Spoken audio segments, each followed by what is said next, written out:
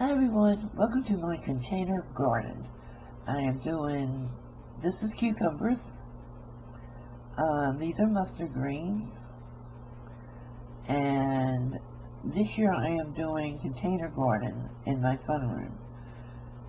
So I'm hoping for good luck. I'm starting them in small pots. These are marigolds because marigolds keep the bugs away. And I'm not crazy about these stacking pots. The first time I tried them. These are romaine lettuce coming up. And I know some of you got bad weather now, but in Florida, it's time to plant. I have some lilies. These are onions from the actual onions. And here are potatoes from the eyes on the potatoes. And I'm real happy with these so far. And they are in a fabric potato pot that I got on Amazon. Let's see.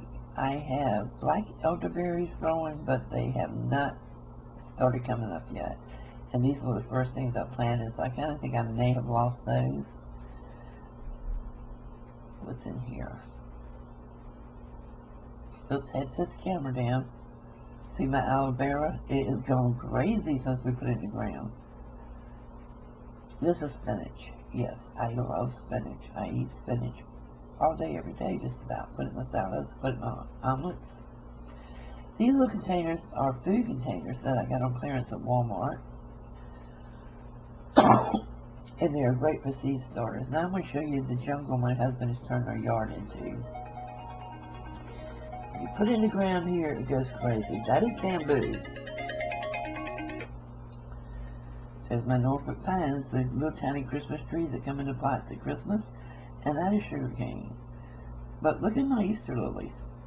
They're all over the place now. So the moral of the story is, if you live in Florida, don't put it in the ground because it mutates and grows forever. Okay guys, I hope you enjoyed my little video on my beginning container gardens, and I will post some more soon. Thanks for watching. Bye-bye.